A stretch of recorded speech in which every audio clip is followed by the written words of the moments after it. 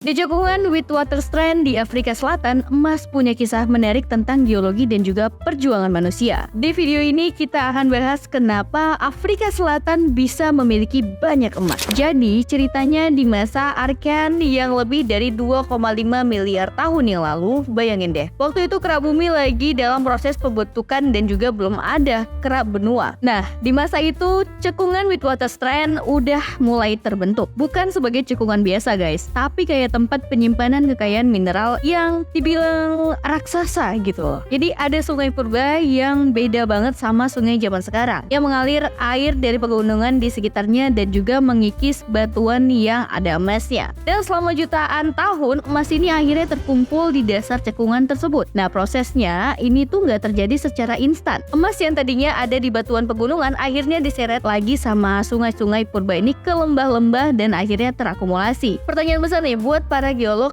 adalah gimana sih emas ini bisa terbentuk gitu. Jadi ada banyak teori nih guys soal ini. Ada yang bilang emas ini berasal dari hasil hidrotermal yang ngelarutin logam dari batuan kuno kayak emas. Dan ada juga yang bilang ada kaitannya sama mikroba purba. Bayangin nih, mikroorganisme yang berperan dalam pembentukan salah satu logam paling berharga di dunia. Nah, sekitar 2 miliar tahun yang lalu bumi kita mengalami satu peristiwa geologis yang gede banget, yaitu asteroid Frederick.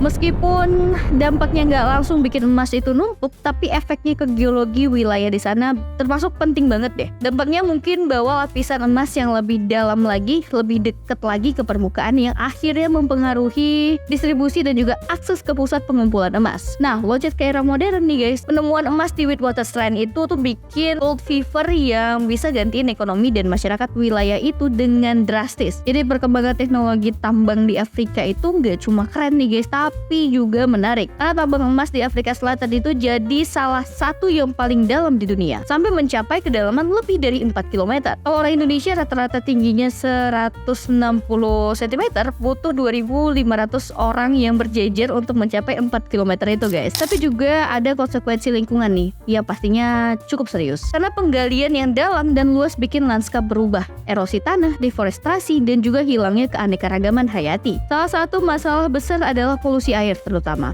khususnya drainase asam tambang guys, yang bisa racunin air tanah dan juga air permukaan. Ini tuh contoh nyata dari tantangan yang kita hadapi. Gimana caranya bisa seimbangi kebutuhan ekonomi dengan kelestarian alam. Di abad ke-21 ini kita lihat babak baru gitu ya dalam kisah emas di Afrika Selatan, karena cadangan emas yang dulu melimpah sekarang menunjukkan tanda-tanda menipis. Dan ini jadi titik balik buat Afrika Selatan buat ngembangi ekonomi yang lebih beragam lagi dan lebih berkelanjutan. Jadi kisah emas ini nggak cuma tentang ekstraksi sumber daya, tapi ini juga tentang hubungan manusia dan juga bumi. Kisah emas di Afrika Selatan adalah contoh bagus tentang gimana kekayaan alam bisa bentuk sejarah dan juga budaya dalam suatu negara. Di balik gemerlap emasnya ada kisah kerja keras, inovasi, dan juga adaptasi manusia yang sama dalam kondisi yang penuh dengan tantangan. Tapi di sisi lain ada juga kisah kerusakan lingkungan dan juga dampaknya ke komunitas lokal. Jadi dalam konteks ini teknologi punya peran penting banget guys. Contohnya perkembangan dalam teknik penambangan dan juga pengelolaan atau pengolahan emas yang udah bantu banget ngurangin dampak lingkungan. Tapi tantangan ini masih ada, terutama dalam mengatasi masalah kayak drainase asam tambang tadi. Aku sendiri sih suka mikir gimana masa depan penambangan emas dengan cadangan yang menipis dan juga tantangan lingkungan yang makin berat. Jadi mungkin kita bisa melihat gitu ya pergeseran ke metode yang lebih berkelanjutan, atau mungkin penemuan teknologi baru bakal buka lembaran baru dalam cerita emas di Afrika Selatan. Ngomongin tentang emas guys, ini juga soal warisan. Ketika bekas lokasi tambang diganti jadi museum dan juga pusat pendidikan, itu jadi kesempatan buat generasi mendatang buat belajar tentang sejarah geologi, ekonomi, dan juga lingkungan. Dan ini ngingetin kita kalau sumber daya alam itu nggak cuma soal ekstraksi dan juga uang, tapi juga soal pendidikan dan juga pelestarian. Sebagai penutup nih, cerita emas di Afrika Selatan ini bisa ngajarin kita tentang keajaiban alam, ketangguhan manusia, dan juga pentingnya ngejaga keseimbangan sama lingkungan kita.